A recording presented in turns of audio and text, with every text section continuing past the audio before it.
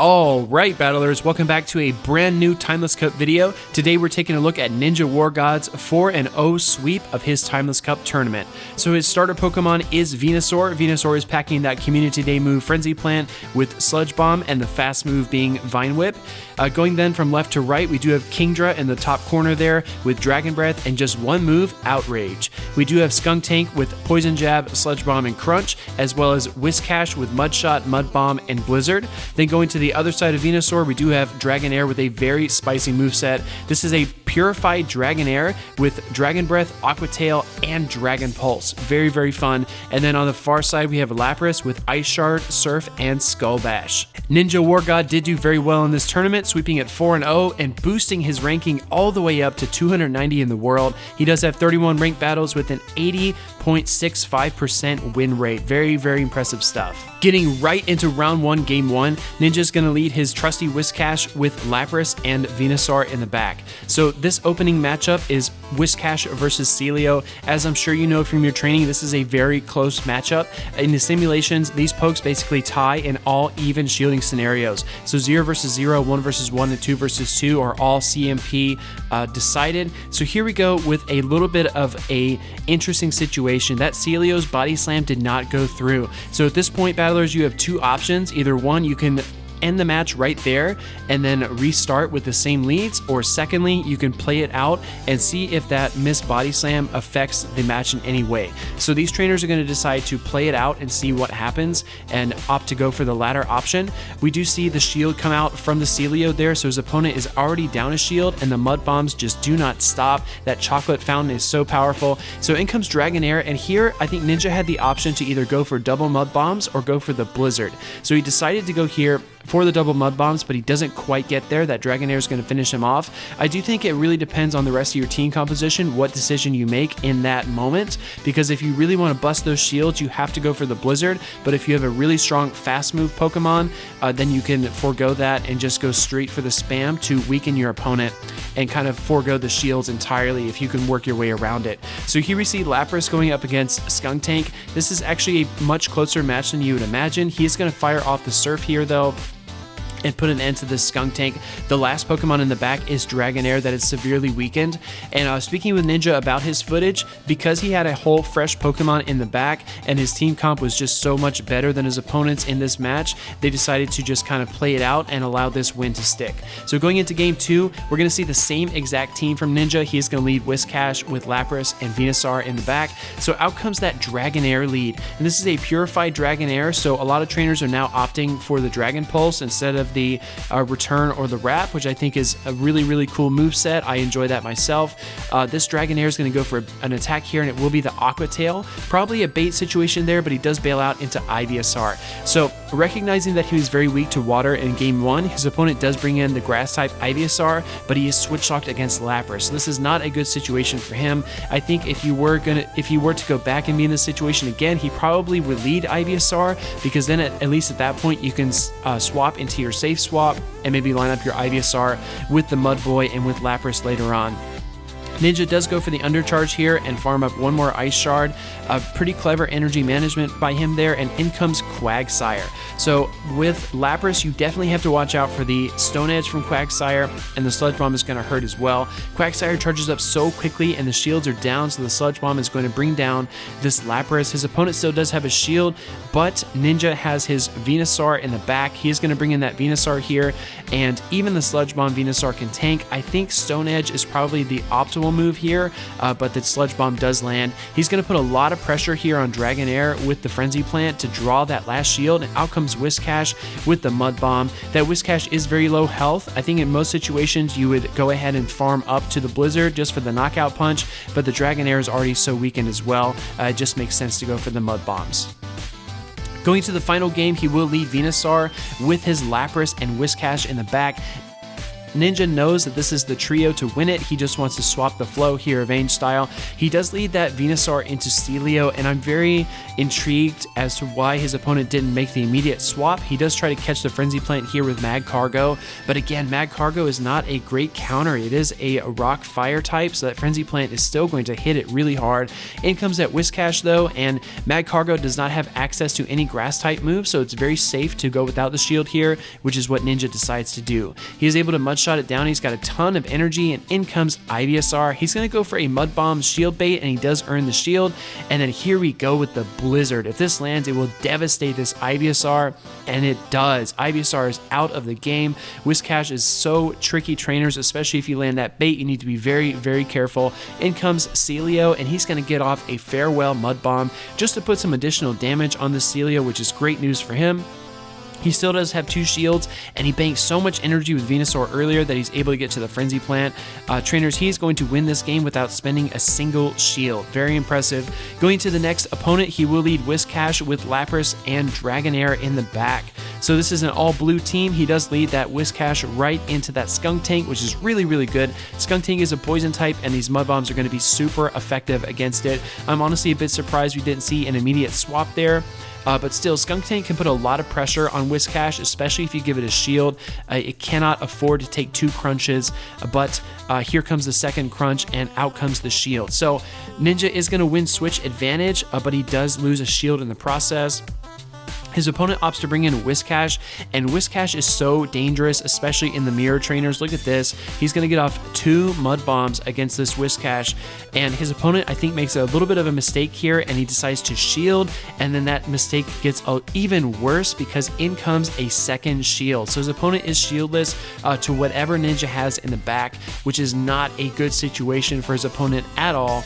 In comes the Lapras here, and this Surf is going to be neutral because Whiscash is ground and water, but in comes the Mud Bomb to do a little bit of chip damage. This is not a great situation for his opponent. He really has his back against the wall. That Surf does bring Whiscash low, and out comes Venusaur. So Venusaur has to bust through 2 shields. A little bit of switching shenanigans happening there for Ninja, but he's able to fire off the Surf and then swap into his Dragonair. So Dragonair can tank the Sludge Bomb, but not much more than that. He is going to shield it just to keep him topped off and healthy. And then in comes the Whiscash. I guess the only opportunity there would have been to hit the Blizzard, but still, going up against the Venusaur in the back was just too much to overcome. Superior team comp by Ninja there. Going to the next game, we have Whiscash, Lapras, and Dragonair again. Here comes Haunter, and this is a very, very bad situation for Haunter. If you're going to lead Haunter, I definitely think you need to try to burn shields. I think that's Haunter's best role. 1 Mud Bomb just destroys that glassy Haunter, though, and in comes Venusaur. This is maybe a clever move by his opponent because he doesn't lose switch advantage, and he is up shields, but it's very, very tough to go up against a Lapras team when you have a grass type like Venusaur that takes super effective damage from the ice shards there. So Venusaur is going to get to another charge move. It will be the Petal Blizzard, so this is not a Community Day move. Venusaur does not have Frenzy Plant. In comes Skuntank, and he's going to go for the Surf here. This is a pretty open close match as well. He still has 3 Pokemon, but he has 1 shield to work through, and Skuntank is going to have a really hard time coming back from this. Lapras is such a dense Pokemon. The Poison Jabs are able to bring it down, but he's got a Mud Bomb ready, and CMP is going to let Ninja wrap this game up right there. Going to the next game, Ninja will lead Lapras. He does have Dragonair and Whiscash. So again, very comfortable with this lineup. Just going to swap the flow a little bit. Here we see Frostlass. So Frostlass does have Shadow Ball in its move pool. It does have Avalanche and Crunch as well. He's going to go straight for the Surf here. Another thing that you'll remember from previous cups is that Frostlass can be very glassy, so you do need to be very careful about how you use it, and you find yourself very often using shields on it, which is exactly what happens here. So Lapras does need to be the most afraid of the Shadow Ball. I think if that lands, it will do a tremendous amount of damage. But here, Ninja's opponent decides to go straight Crunch. They're actually going to reach a CMP tie, and then the 3rd Crunch is going to come in, bringing Lapras into the red, but not a big deal. He is going to finish off the Frostlass with the Surf and win the lead, and in comes the Venusaur. So Ninja has to figure out a way to counter the Venusaur, and Dragonair being a soft grass counter is an excellent option. He is actually going to shield the Sludge Bomb here, expending his last shield, but look at this, trainers. He puts a ton of pressure on this Venusaur to swap. and when he does swap, out comes the Skuntank, and this is exactly what Ninja has been waiting for. He does bring in his Whiscash here, and this match without shields is actually quite close. I do think Crunch is probably the right move. This Skuntank might have been running with a Sledge Bomb and Flamethrower, but either way, here comes a Whiscash, and he's going to land this Mud Bomb against the Venusaur, and that will wrap this game up. For this next game, Ninja is going to lead Whiscash with Venusaur and Lapras in the back, so he's bringing that one grass type just to kind of secure the threat of any Mud Boys, and he does lead right into Quagsire. So Quagsire does have Earthquake, Stone Edge, and Acid Spray, as well as Sludge Bomb. The thing that Whiscash needs to look out for is the Earthquake, and I think that is why NinjaWarGod shields here. It is a Stone Edge though, so would not have done much damage. Very, very good baiting on his opponent's part. In comes the Blizzard, and his opponent read him and blocked the Blizzard. So in comes another charge attack, and Ninja can either use his last shield or take it, and he does have to tank that Earthquake. He does get one more Mud Bomb off. I just love how spammy Whiscash is. I do think it is the bestest of the Mud Boys. In comes another attack from Quagsire, just trying to avoid any more Mud Bombs and trying to win the lead, and he does exactly that by firing off the Stone Edge. So in comes Venusaur, and this match actually goes very badly for NinjaWarGod because in comes Venomoth. And anytime you're facing a team with a confusion user on it, and you're running a Venusaur or a Victreebel, you do have to be very, very careful of how you counter that Pokemon. In comes Meganium, and this is going to be very, very difficult for NinjaWarGod to come back from. This is basically like a perfect storm. This Pokemon Meganium is harder for Lapras to beat than Venusaur is because it is more bulky, it is more dense. So he is going to get it down really low, and then the Frenzy Plant will bring down that Lapras, and then this Meganium is able to charge up a ton of energy and get to the Frenzy Plant here. So it does do great work, and then Venusaur is going to fire off the Sludge Bomb here against Venomoth, but it's just not enough trainers. Plus the Venomoth has charge energy, so it is going to end this game here with the Silver Wind.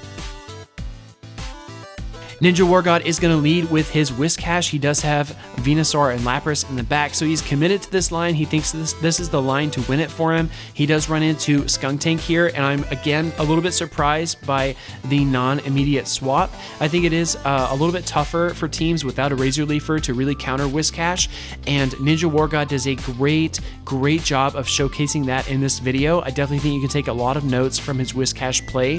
He does undercharge this Mud Bomb, and it does get shielded. So Skuntank's going to go for a charge move here, and wanting to win the lead, he is going to shield it and then Mud Shot down the Skuntank. So he does have a lot of energy. He's very close to a Blizzard, and he goes straight for the Blizzard. When you're doing your switches, trainers, it's really easy to lose track of how much energy Whiscash has, and Meganium paid dearly for that. That Blizzard is going to take it way deep into the red.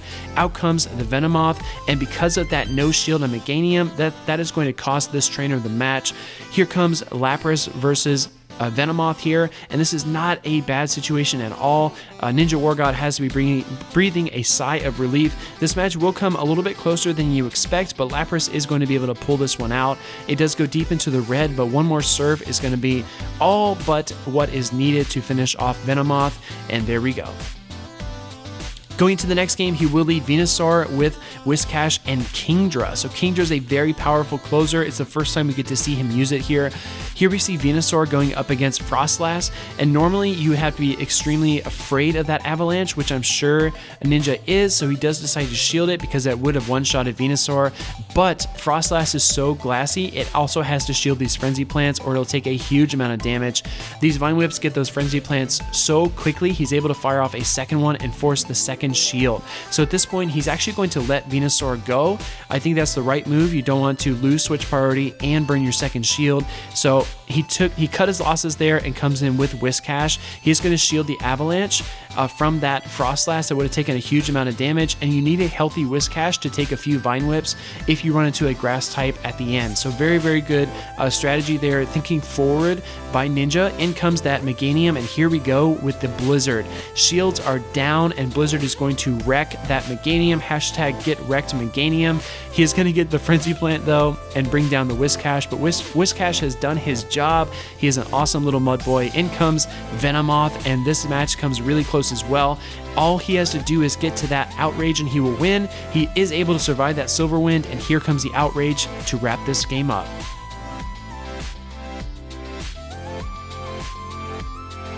Trainers, we are now in the finals. Ninja is going to lead Whiscash with Dragonair's safe swap and Venusaur in the back. He does lead that Whiscash right into Skuntank, and his opponent bails out immediately going into Kingdra. So this is where I think Kingdra falls a little bit short. Going up against another dragon, especially the top dragon, Dragonair, it just doesn't have enough bulk to really pull these games out unless it has superior IVs. So here we go. It does shield that Aqua Tail, and then the Dragon Breaths are going to bring it down. So the safe swap did fail, although it did earn the shield.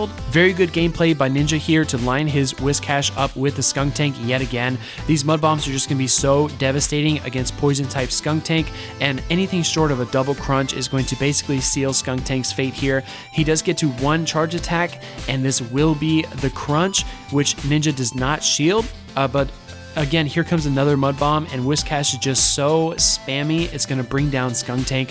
His opponent's last Pokemon is Swampert, and Swampert is in bad shape. Ninja makes a very, very nice swap here to absorb the Hydro Cannon from the Swampert, and his opponent has to know that this game is over. The shields are down. In comes another Hydro Cannon to put some shield pressure on the Venusaur, but it's not enough. Frenzy Plant is going to knock out this Swampert with one fell swoop, and Ninja will wrap up round 1 of the finals. Taking a look at game 2 of the finals, he will lead Whiscash with Dragonair and Venusaur. So again, very, very solid team sticking to his guns.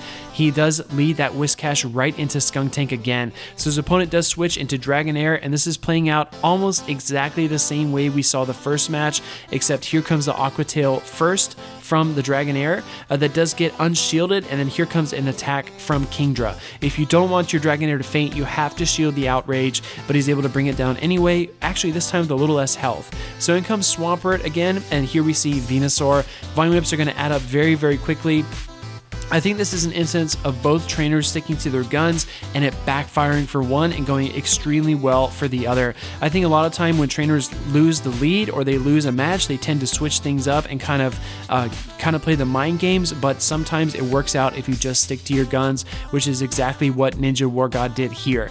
So this has been a very fun tournament to watch. Whiscash did a lot of really great things. Here we see his opponent kind of just ducking out, bowing out of this match and allowing Ninja to take the win. So great play by NinjaWarGod. I wanted to do a Whiscash feature, but I think this video really covers how to play Whiscash very well. It's such a spammy Pokemon, it's such a dense Pokemon. The thing that I do want to point out is that Ninja did not run into any Razor Leafers in this tournament, so if you're running Whiscash, I do think you need a contingency plan to deal with Razor Leafers, because when those things swap in and they just delete your Whiscash, it can really mess up your plans. But if you're running against a Meganium or a Venusaur or an Ivysaur team, I think Whiscash is a great Pokemon to use, especially with that Blizzard asset. You just need to change your gameplay a little bit for when you face off against the Razor Leafers. Trainers, if you enjoyed this content, please like, comment, and subscribe. I will leave NinjaWarGod's Twitter handle in the description below if you'd like to go and follow him on Twitter. I highly encourage you to do that. I hope you enjoyed this video, and I hope to see you in the next one.